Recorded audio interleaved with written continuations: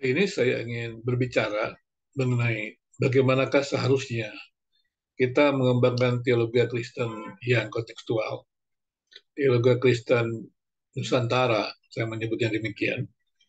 Artinya teologi Kristen yang juga menghargai keragaman-keragaman yang ada, budaya agama di Indonesia, dan bagaimanakah kita merumuskannya. Menurut saya, teologi Kristen itu harus bisa memberikan kontribusinya bagi pembangunan negara Kesatuan Republik Indonesia. Jadi sebuah teologi harusnya merespon uh, keberadaan ataupun kondisi di Indonesia ini. Kehadiran Kristen di bumi Nusantara, atau saya sebutnya teologi kontekstual Kristen Nusantara ini, harus dihadirkan di negeri ini. Kemudian bagaimana kita bisa menghadirkannya? Menurut saya kembali, untuk mengembangkan teologi kontekstual itu, sekolah-sekolah tinggi teologi perlu memainkan peran. Sekolah-sekolah tinggi teologi perlu mengembangkan teologi akademis. Teologi akademis yang selalu mengembangkan teologi warisan gereja yang dijaga ketat di dalam tata gereja. Teologi akademis ini perlu berani merevisi teologi gereja yang merupakan warisan gereja. Jadi teologi itu perlu terus berkembang. Dan rumusan teologi itu perlu terus diperdalam, terus diperkembangkan.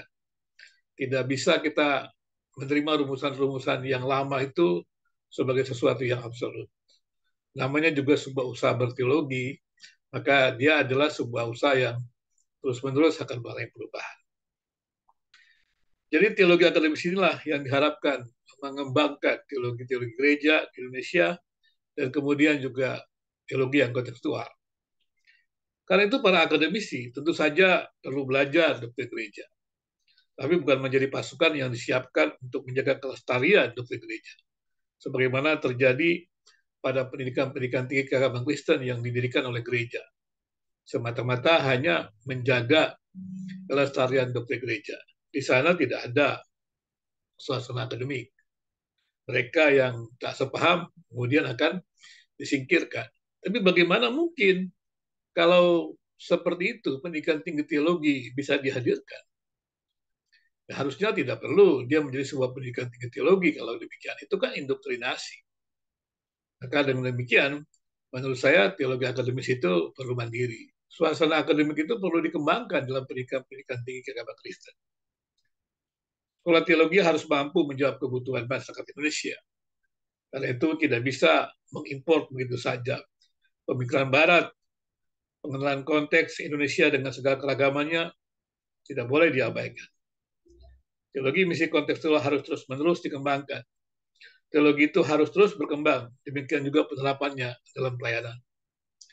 Salah satu contoh adalah misalnya teman-teman yang terpengaruh dengan pemikiran Barat, negara-negara Barat yang sekuler, di mana peran negara terhadap agama itu minimal.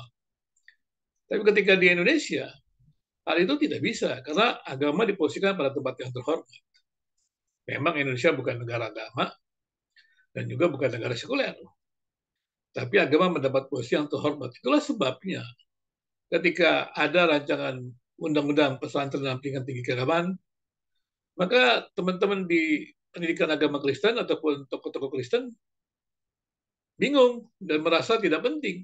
Dan akhirnya rancangan undang-undang pesantren dan pendidikan tinggi keagamaan Kristen itu berubah menjadi rancangan menjadi undang-undang pesantren. Dan akibatnya adalah pendidikan tinggi keagamaan Kristen, pendidikan tinggi keagamaan tidak memiliki landasan undang-undang. Itu karena mereka merasa ya negara tidak perlu campur tangan, dan akibatnya adalah ya pendidikan agama Kristen kehilangan kesempatan untuk mengembangkan dirinya. Nah, ini merupakan sesuatu yang perlu dipikirkan kita semuanya di Indonesia, terutama juga para tokoh Kristen, para pendidik Kristen. Kita berharap teologi yang kontekstual ini dikembangkan terus-menerus di Indonesia untuk merespon zaman. Terima kasih.